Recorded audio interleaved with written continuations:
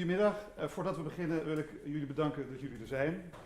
En ook zeggen dat we met z'n allen hier enigszins bevoorrecht zijn. We hadden 40 mensen in de zaal willen verwelkomen vanmiddag en vanavond ook. En we hebben dus heel veel mensen nee moeten verkopen.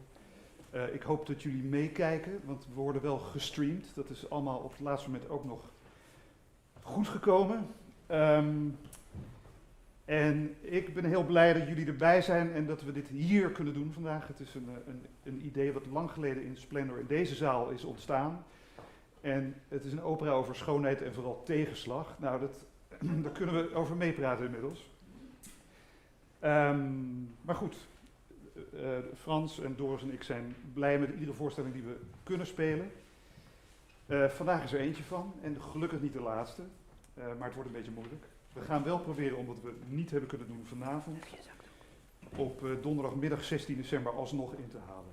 Waarschijnlijk weer voor weinig mensen, dus misschien moeten we hem 2 keer spelen als er genoeg gekkies op de wereld zijn die op een donderdagmiddag een opera willen zien. Wij willen hem spelen, sowieso. Maar goed, genoeg gepraat, we gaan gewoon beginnen.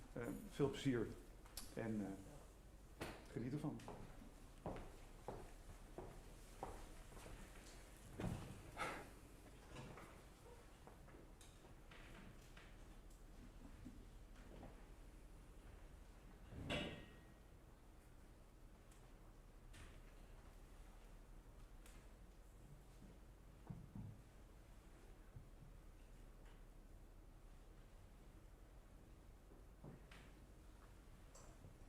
How wonderful if Pierce and Hillary had published a book about my life when I was still alive.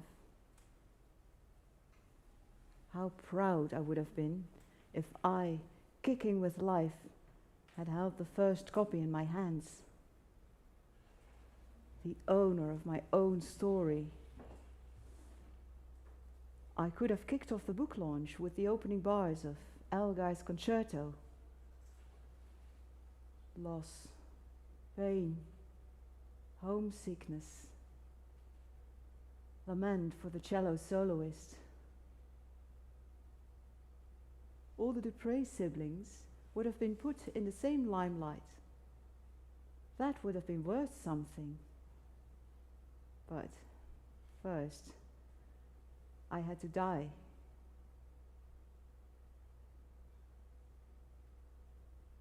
They sensationalize the material of my life. First in a tragedy, later in a farce. Did Freud say that about history repeating itself? The tragedy went in the book, the farce on camera. I could have played Jackie in the leading role in A Genius in the Family. I already played myself, all by itself. Like I played everything as if by itself. The color of a musical line, tempos, undertones, intervals, by itself. Performing a text is also a music score. Playing with scores. Words are scores. Lies are also scores. Score a truth now and then, my brother and sister wrote. They were so angry. I had brought the consequences of my playful nature on myself, was their idea. And that about their Christian God, who punished me, supposedly, if Pierce and Hillary are to be believed, with disease. That was because of the fresh Jewish bride I was in Israel. In their eyes, a predator, sexual. Predator of Elgar, Beethoven, Dvorak, Bach, that's me. And they hunted me. Fellow predators and I hunted hearts. We lacerated mediocrity. I played in the way that whales beat tears around the world, like what not. If music is sex, I was a predator, even as a child. Sex does not lead to paralysis. A broken taboo drives joie de vivre. I am not in the game of revenge. My disease was the mystery that chased a trail of shit in my wake. I cruelly swore at my loved ones. My glamour tipped into rumor. Something ruined my speech. Everything came out wrong. Out of my mouth, out of my hands. My family did not tolerate cruelty. They abandoned me without letting me be free. I swore when I wanted love. I kicked everyone out of the room whenever I desperately needed to be held.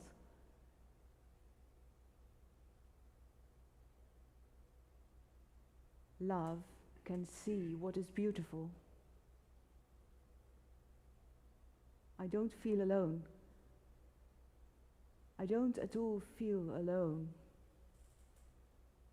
I don't feel alone, yet I am alone.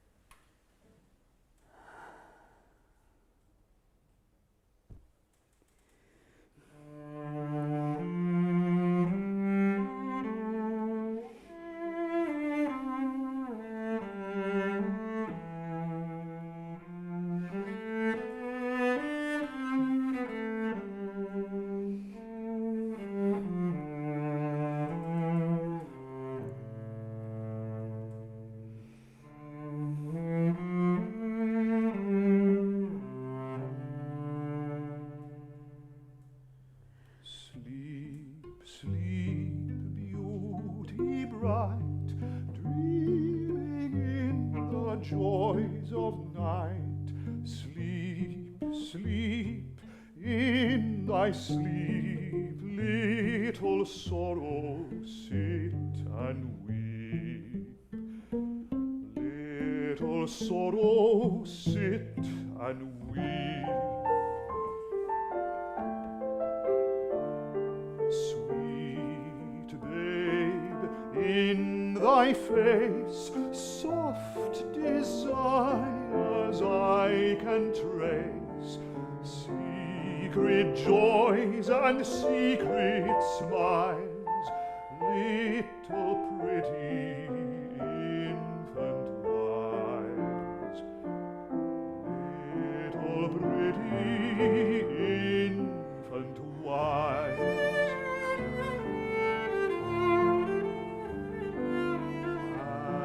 Thy softest limbs I feel, sighs as of the morning steam, over thy cheek and over thy breast, where thy little heart doth rest, where thy little heart doth rest.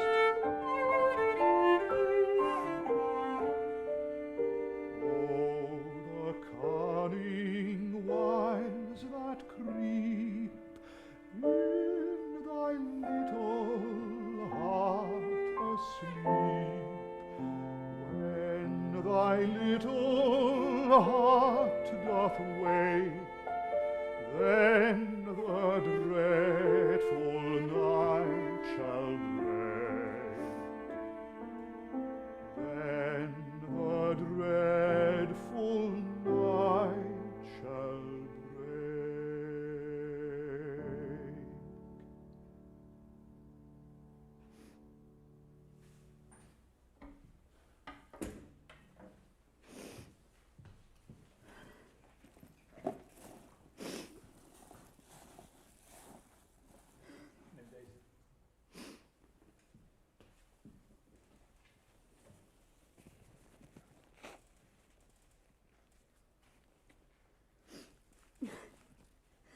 I don't want this, these tears. Sorry. No, don't say sorry. You're so right. Such a good idea of you to meet again. 1 year after she passed away. Yes, so good to see you here on the heath, the place where she loved to hike. Yes, 1 year. 1 year exactly after she is gone. Our beloved friend, our Jacqueline du Pré. I miss her. I miss that in her which was unique. I miss her lack of pretense, of falseness. You know, she did not learn what we all learn going to school. Give the teacher what he wants, not necessarily the truth. Jackie didn't give people what they wanted. She gave them the truth of what she was, of what she saw, and musically what she felt. And because she was great, that truth was a great truth. The minute she put a bow on the string, something magical happened.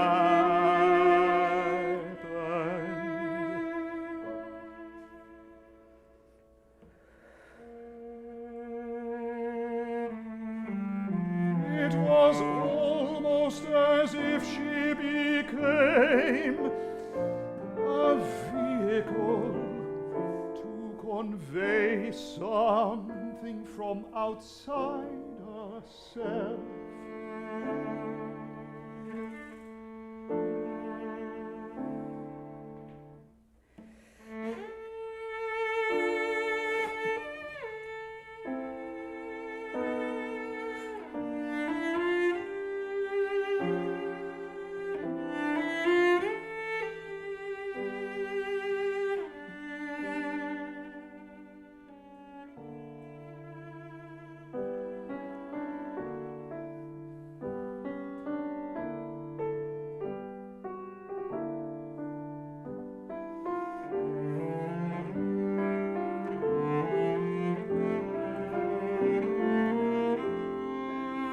I remember when I first met her, she was 17, only 17.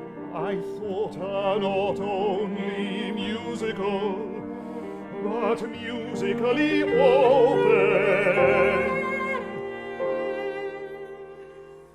There was a wonderful dichotomy between this wide-eyed, innocent, unworldly child and the passionate musician.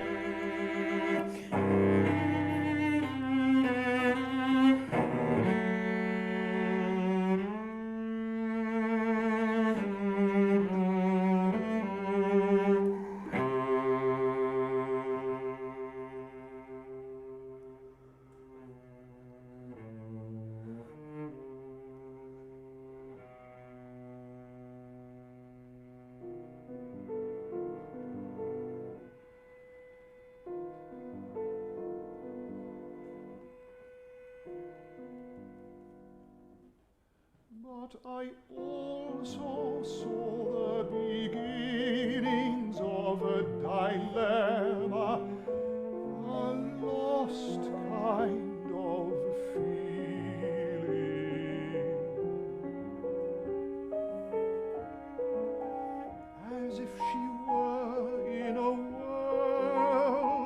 that she did not quite understand herself.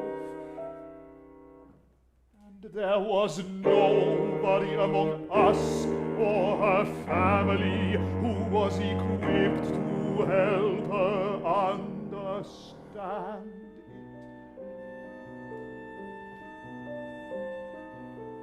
Was that the reason she was often so unhappy? Did we really do enough? Did we do everything we could to help her? Could we have warned her? A lost kind of feeling.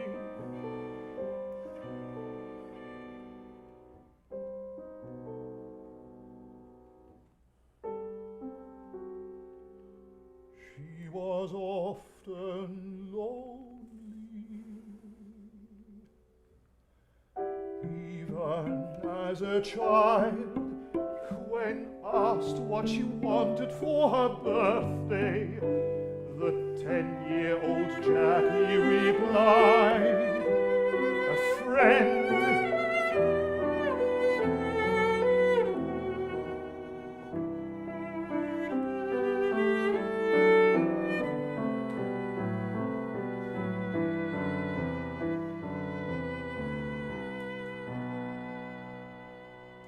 So did we,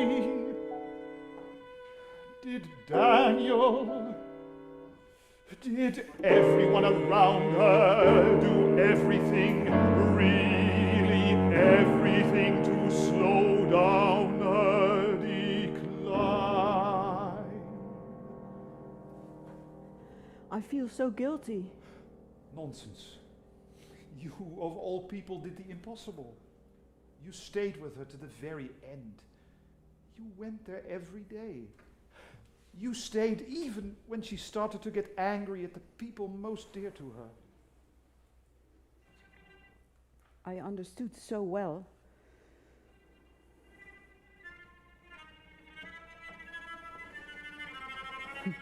Her stoicism began to crumble.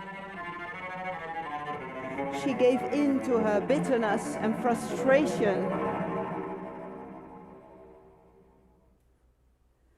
A natural consequence of her illness. She became locked into her dependence. I listened to her outbursts, or tried to distract her from the subject. Her invective could be highly upsetting.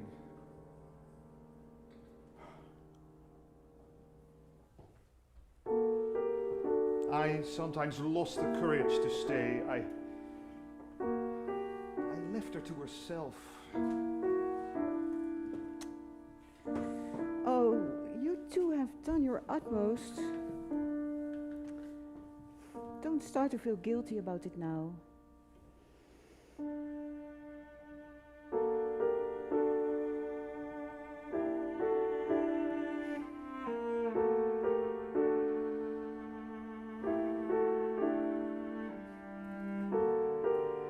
I was too busy, always too busy, always busy making music. I should have picked her up at home. She still could walk.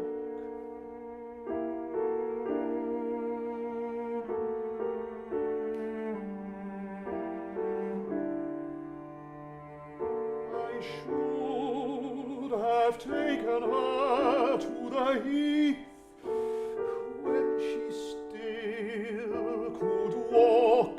No, I should have taken her when there wasn't any sign of illness even.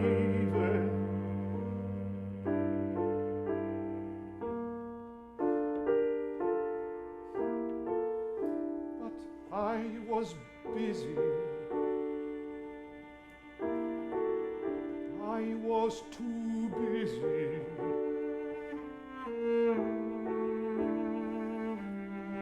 Always too busy making music.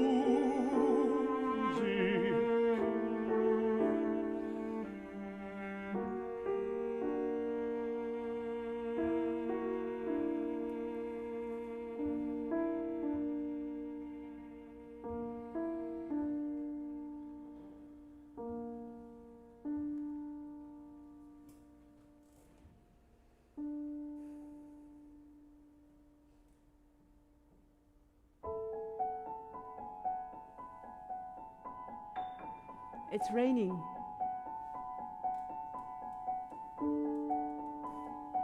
Do you remember how she loved nature? She loved the rain and snow. Unlike Daniel, One of the things Daniel didn't understand. he just hated rain and hiking.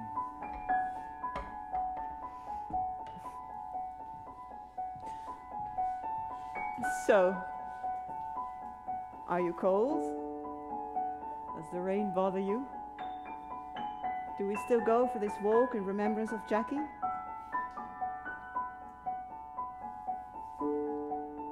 Let's go.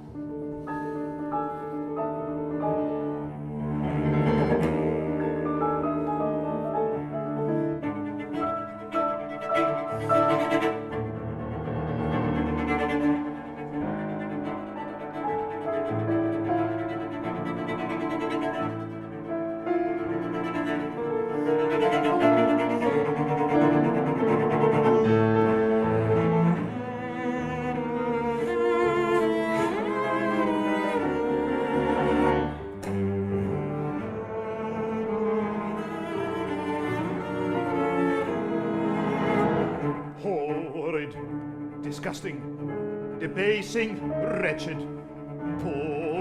Poor Jackie. Why is this? Why is this? I can't see. I can't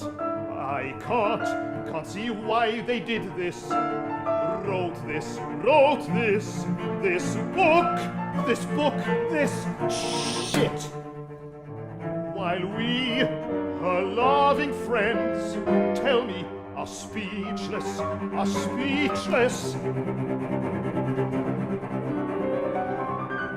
Dirt, gossip, scandalous, painful. Now tell me, did you know?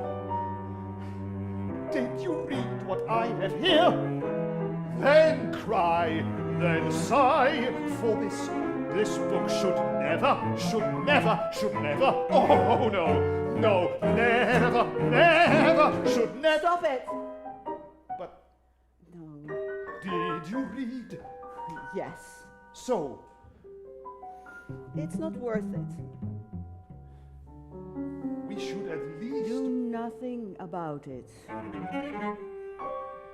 It will blow over. Who's going to read this book anyway? It's all about classical music. So that will be mostly our friends, I guess. But where does it come from? This dirty... I don't know. Not really. Her own brother and sister. Well, maybe. Since both her parents, Derek and Iris, passed away, they felt free to vent their frustrations. Frustrations. Sure. Now, imagine if I were to be your successful sister, Jacqueline du Pré, and you were Hillary. What would you say to me? We both know so many details about their lives. Now think of something, anything from her youth. Use that book as something worthwhile for a change. Let it fuel your imagination. Okay. So, I'm Hillary now. Let me start to tell you, Jack, that when you started the cello at 4, I was 7, and I was really good at the piano. At least as good as you. Now, I remember one day when I stopped practicing, you came to the piano and played exactly the same melody, faultless, without any exercise. How frustrating is that? Was that the reason you switched to the flute? The piano became like a prison to me. Everybody playing the piano, Mummy, you. I wanted an instrument of my own. But then came all these competitions. Oh, I remember those performances with all these kids. What fun! A living hell. No fun at all. Stupid competitions. It had nothing to do with real music. And you won all the first prizes.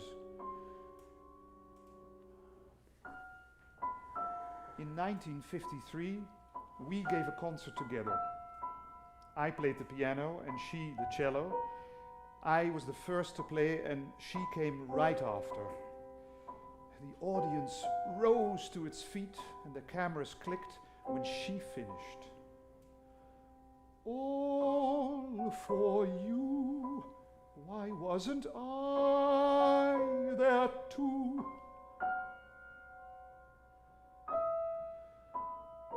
I was crying, felt completely forgotten.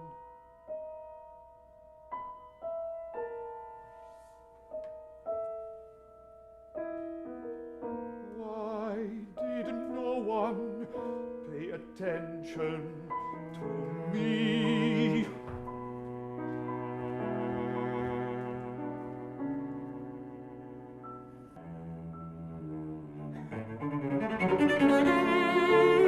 I love those performances.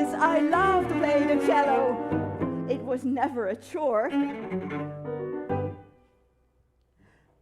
And you could all day long. You remember when you said you were teased and bullied at school? You could stay at home playing cello while I had to go to school. How unfair is that?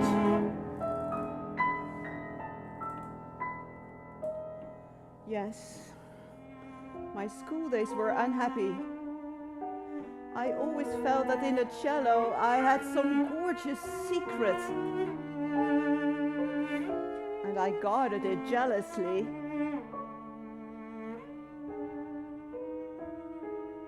It was the one thing that I did not tell the children about. But you know, now I really regret I didn't get any education, like you did.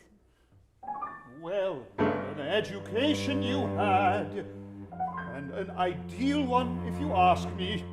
You were 10 years old when they asked William Pleath to teach you.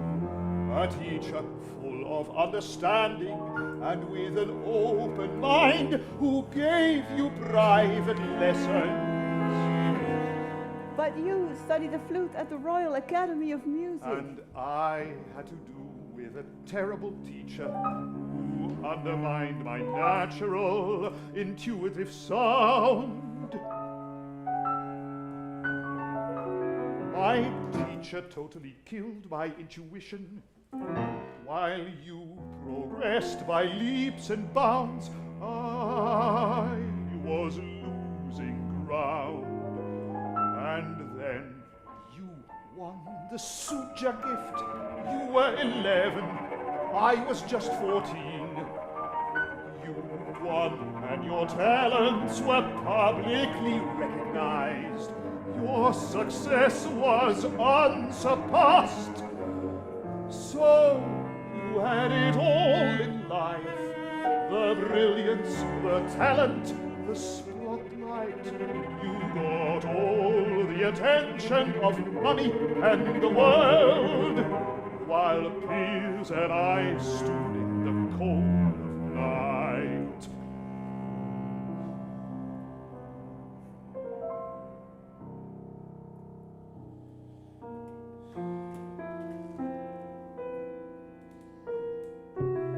Oh, jealousy, thou tyrant, tyrant jealousy, thou tyrant of the mind.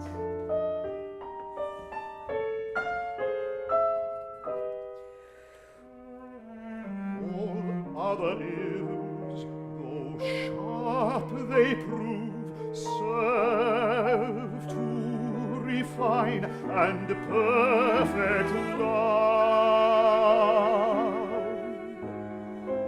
In absence or unkind disdain, sweet hope relieves the lover's pain. But no cure but death we find to set us free from jealousy. Oh, jealousy, thou tyrant, tyrant jealousy, thou tyrant, tyrant of the mind.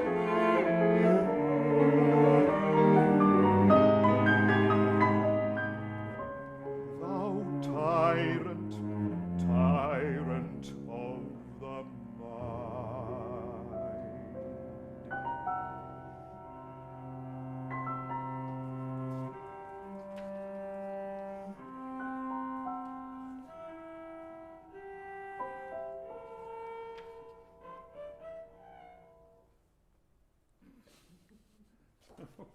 We better laugh about this?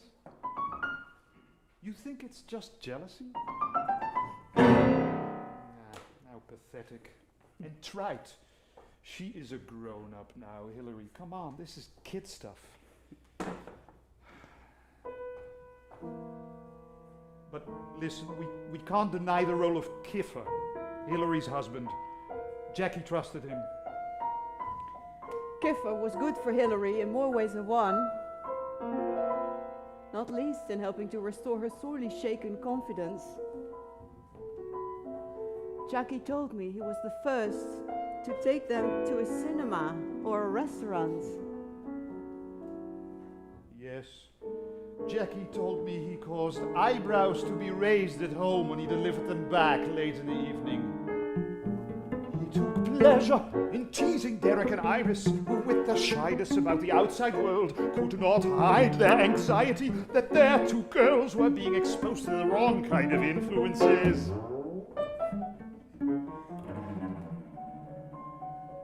Somewhere between a gentleman farmer and a hippie, Kiefer had far wider horizons than the du Pré girls. He stimulated their interest in poetry and philosophy. That is true.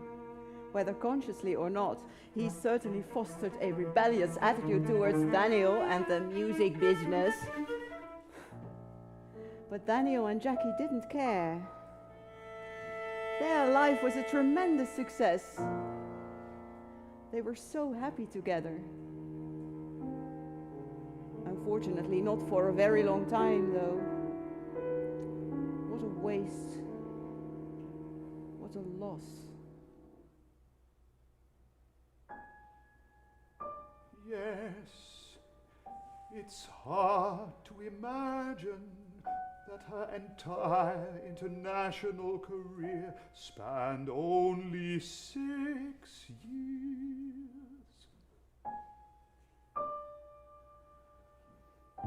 And that all she achieved with Daniel Barenboim was condensed into fewer than 4 years.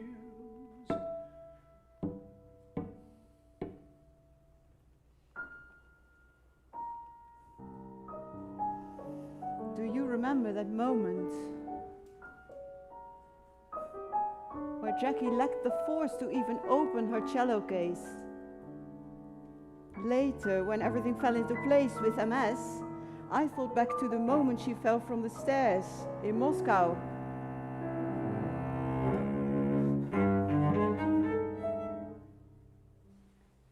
That could have been an early sign of MS. People were most concerned about her cello. Me too. Ridiculous. None of us had any idea that she was suffering from a physical illness. But we should have been more alert. We could have... I don't know. It took 4.5 years for the appearance of the first symptoms, until the diagnosis of multiple sclerosis was made. 4.5 years.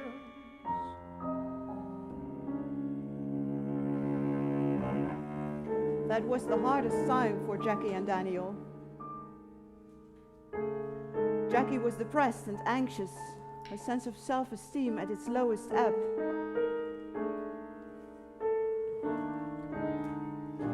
So she did project her feelings of anger and frustration onto the person closest to her. Daniel, you especially tried to sort things out between them. But there was no space and no time to mediate. When Jackie decided on a temporary separation from Daniel was deeply upset by her decision. But he was aware of her need for space of her own, and he did not impede her departure.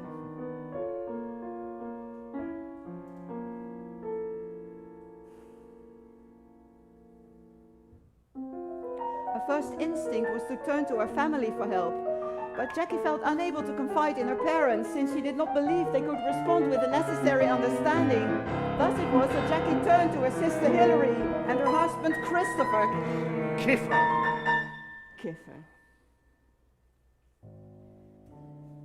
But instead of restoring her peace of mind, her stay with them drove Jackie deeper into dejection.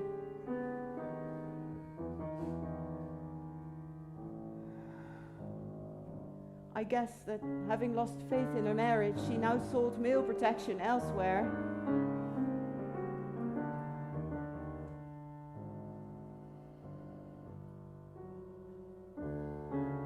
So she was becoming increasingly dependent on Kiffer.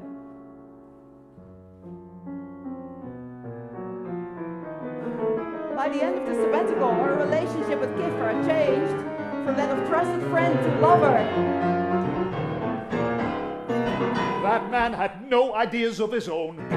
He strongly believed in the theory of Lang, the maverick Scottish psychiatrist, who stated that the fetters of the conventional family should be broken and allow for wider relationships. Yes, for his own benefit. He turned Church Farm into a commune, just to be able to have some more women around the place. What amazes me most is that Hilary remained passive once it started. When her husband told her, "Our aim in all of this is to help make Jackie better." Yes, and instead of smacking him in the head, Hilary answered, "I know."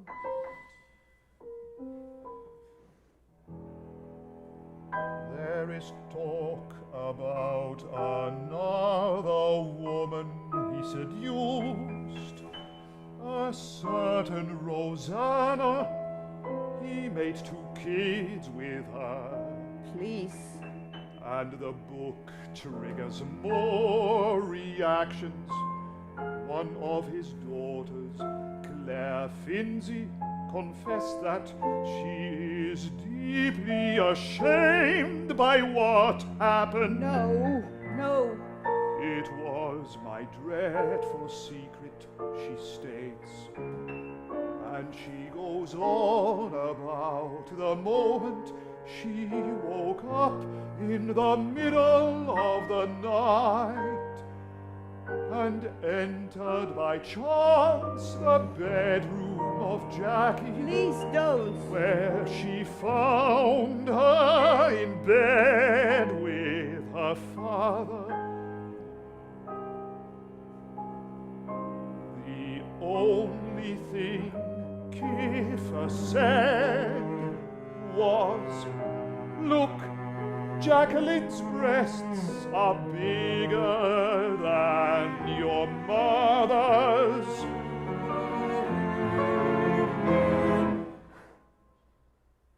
This is enough.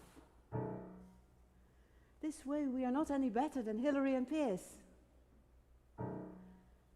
Let us turn this page and bury this book under a pile of yesterday's papers. Let us throw it in a bin or hide it well and reject it as a load of dirty gossip.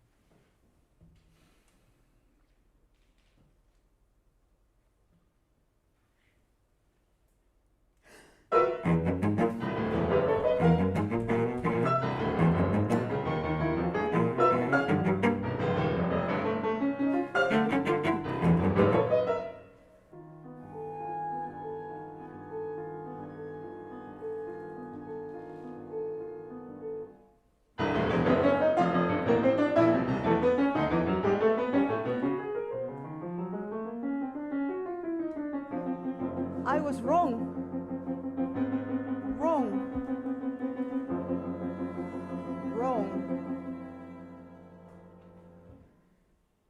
The storm didn't blow over.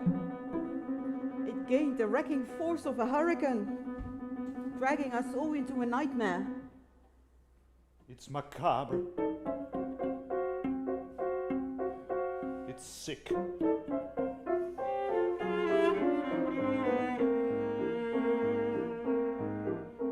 They've released a movie about you based on the book. You can't hide from it. The tabloids are throwing it in your face. Why is it that someone with a gift, someone who lived so intensely and full of friendship, should be pulled down to this commonplace, yes, even tried level? What threat did you radiate? Why did they betray you? At the end, the doctor said her death was imminent. It could last 2 hours, 2 days, a week.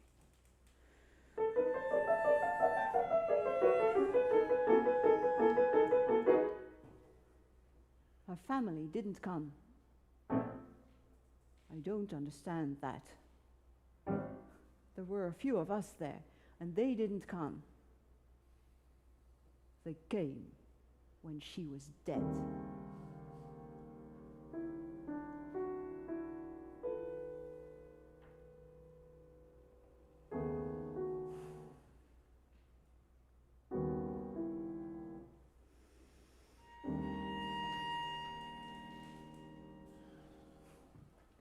I don't want any medals.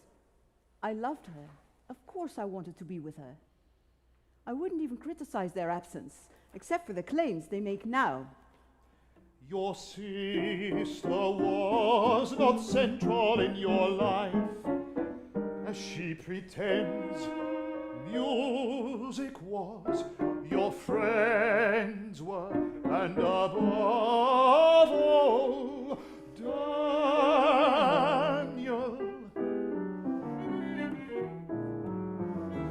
Your sister should not be entitled to live to posterity.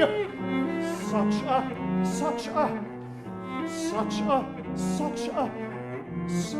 a grossly distorted picture of you.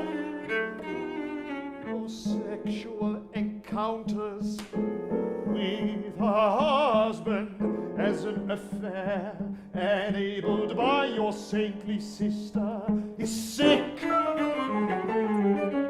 By the end, it is true you were sick with your terrible illness, sick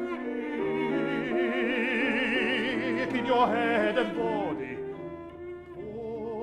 poisoned by the steroids.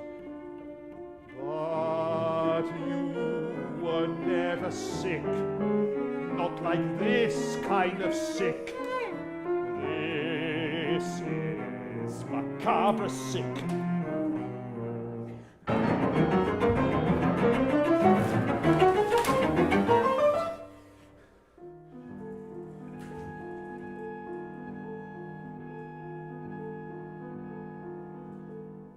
I don't sleep anymore.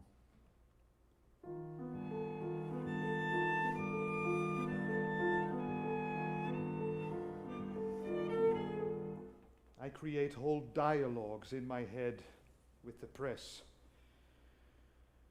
They will finish me, and with me they finish you anew. Because everything I say will be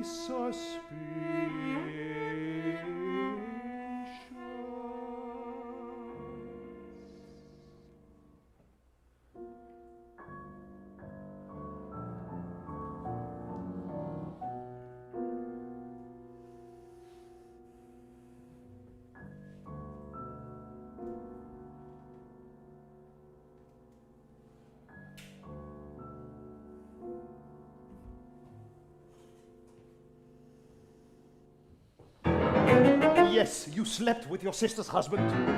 She arranged it herself, as if she had to feed him with fresh flesh, an offering.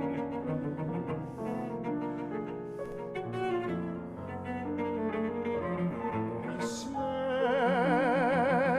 with a lot of women, imagining he was the god of his own universe.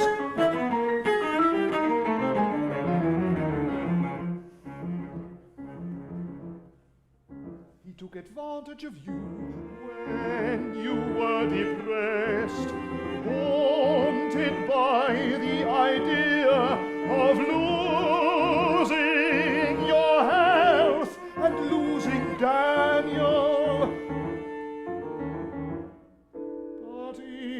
The sensation-drunk eyes of the press, I will be the dirt monger. I feel paralyzed like you in the end, because I don't have the right mindset to defend myself.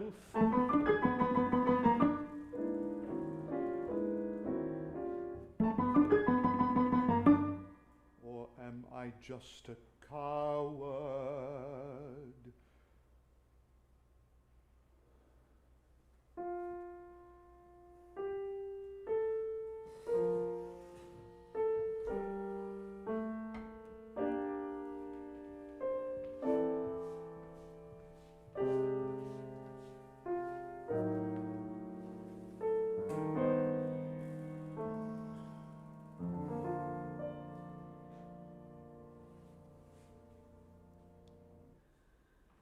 When Jackie's family became reborn Christians, they said to her, just like Ruth Ann, the nurse, "Your illness is God's punishment for leaving Christ and embracing Judaism."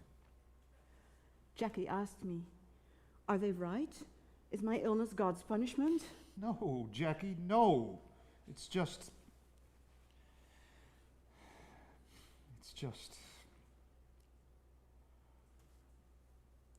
bad luck.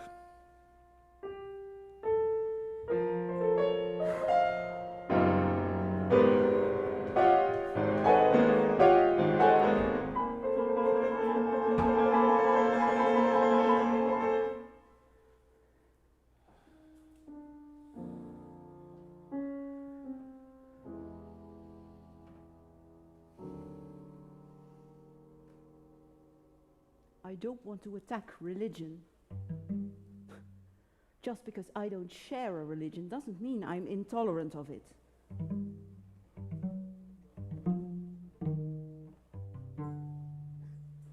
I don't have a problem with someone carrying a cross on their shoulder at Easter.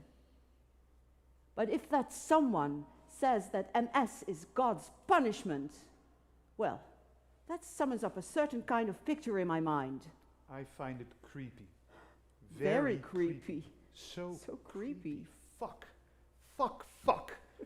Her penchant for the four-letter words was an outlet for her rage at what she called multiple fuckoses. Fuck. Fuck. Fuck! I am a coward, but I can't keep my mouth shut any longer. I'll call the journalist of The Observer. He will listen to me. I'll say to them, This picture of Jacqueline du Pré, a selfish, spoilt and manipulative, is not the Jackie we knew. I'm willing to accept the facts are true. I totally believe that Jackie had enormous problems by the end of her life. I totally accept that she slept with Hillary's husband. I don't have problems with that. I don't think that a life need be hidden, but it depends on who is doing the telling. It depends on the messenger.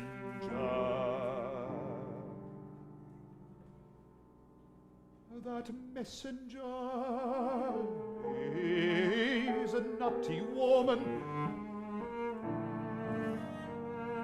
who never cared for her sister, who abandoned her and then claimed to have been with her, and who rapturously claimed her after she was gone.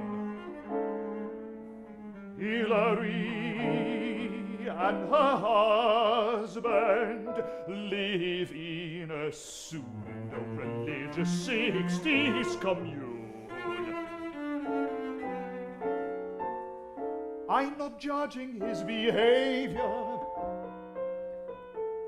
All I'm saying is that it's really obscene and wrong to present it as an affair where one sister, like the Virgin Mary,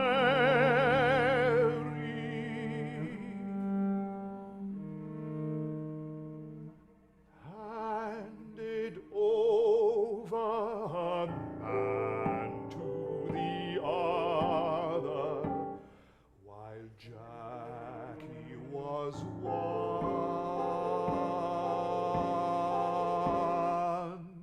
of half a dozen.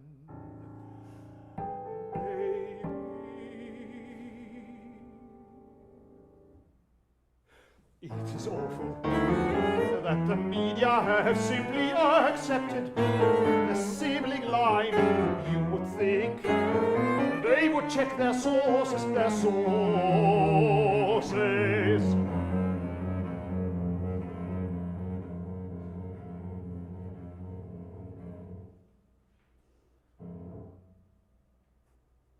A few days ago, I read a magazine report.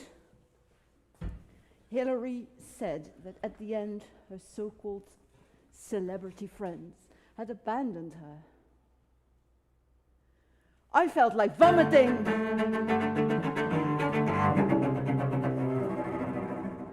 When I read that. We never deserted her. Her diary was full of people who came to be with her.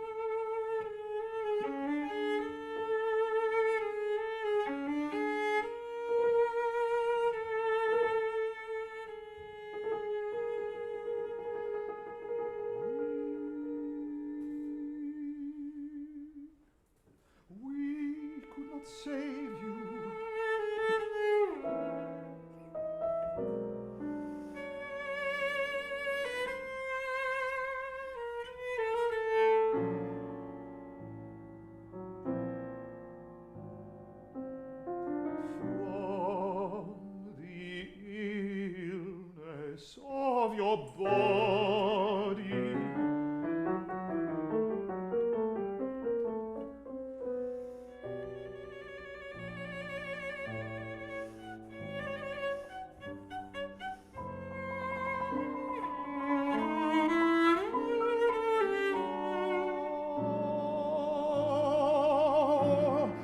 From the infectious disease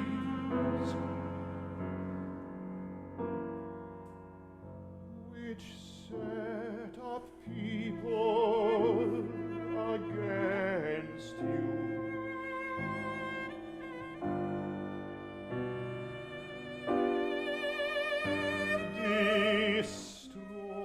Destroying your beautiful image. Once in a while I pick up a fragment in which I can see the reflection of your true self, the reflection of your true self.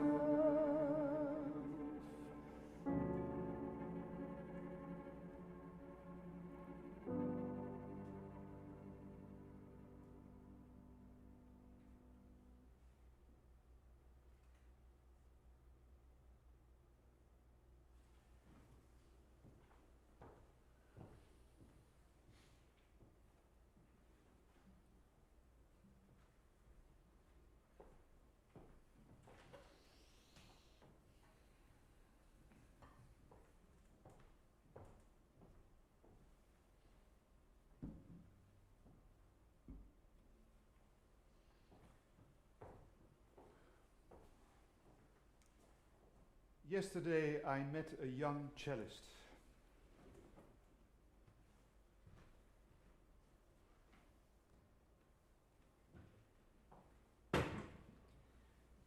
And he told me, when I arrived nervously for my first lesson and took out my cello, Jacqueline said solemnly, Put down your cello.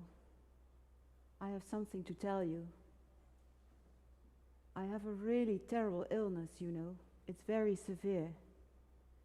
I've been to doctors all over the world, and no one can cure it. It completely destroys a person. Death is the only answer. There is no way out. Do you know what the name of it is? No.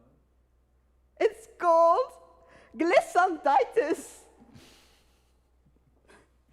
Then he said, when I started to play, I made the mistake of playing to her like a student. You play like a little boy. If you play a concerto, it has to really be a concerto, as if the orchestra is here.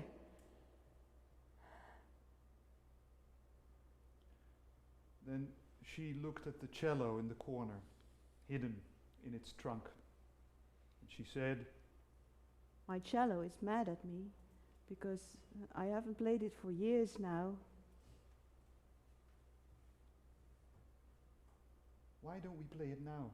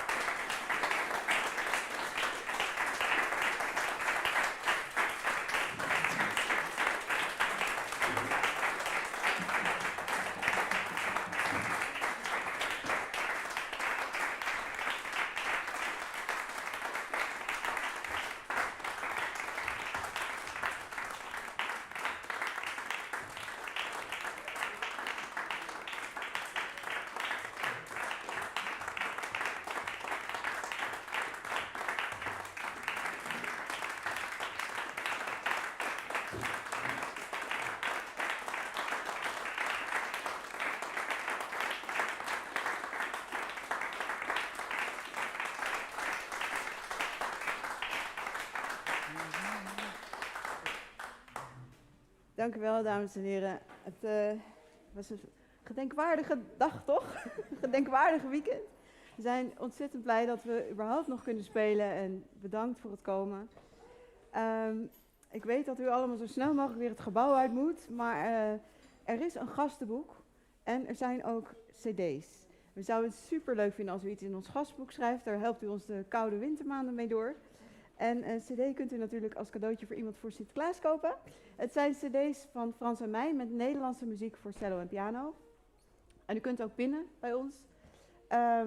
Ja, en u helpt onze stichting ermee, de stichting die dit project heeft georganiseerd. Blijf gezond, tot gauw. Zeker. Dank u wel.